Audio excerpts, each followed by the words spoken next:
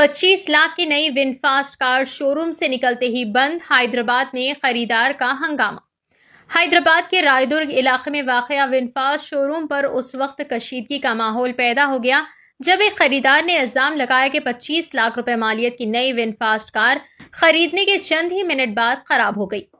खरीदार के मुताबिक गाड़ी शोरूम से बाहर निकलते ही अचानक बंद हो गई और शोरूम के सामने ही रुक गई, जिसके बायस वो शदीद परेशानी और मायूसी का शिकार हो गया।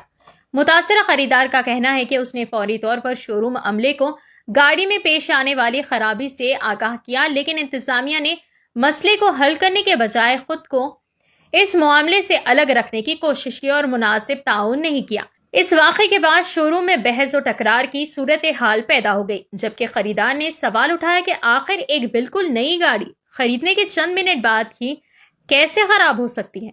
ताहम ये तमाम इल्जामात खरीदार की जानिब से आयद किए गए हैं।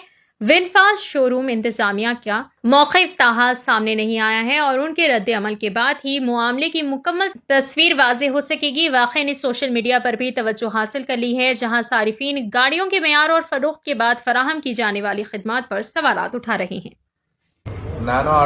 నరేష్ ఆటోమొబైల్స్ లో VF7 విడ్ కార్ ఒకటి బ్లాక్ కలర్ తీసుకున్నాం 2వ తారీఖు జూన్ నెల 3వ తారీఖు మార్నింగ్ ఛార్జింగ్ పెట్టడానికి షోరూమ్ దగ్గరికి వస్తే కొంచెం ఒక 1 కిలోమీటర్లు వెళ్లకుండానే ఆగిపోయింది కారు. మేము డ్రైవ్ చేసింది ఒక 5 km నేను డ్రైవ్ చేసిన ఇప్పుడు వరకు కార్ ఇచ్చాము.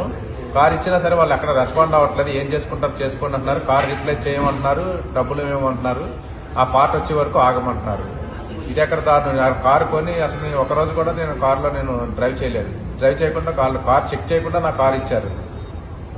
ఇంత దారుణంగా ఉంది మేనేజ్మెంట్. సేల్స్ మేనేజర్ పట్టించుకోండి, సర్వీస్ మేనేజర్ పట్టించుకోండి, ఎండీ ఏమో మీ ఇష్టం వచ్చినట్టు చేసుకోండి అని ఆవిడ అంటుంది. ఆల్రెడీ నేను కన్జ్యూమర్ ఫామ్ లో అది ఆల్రెడీ నోటీస్ కూడా ఇచ్చాము, రెస్పాండ్ అవ్వట్లేదు.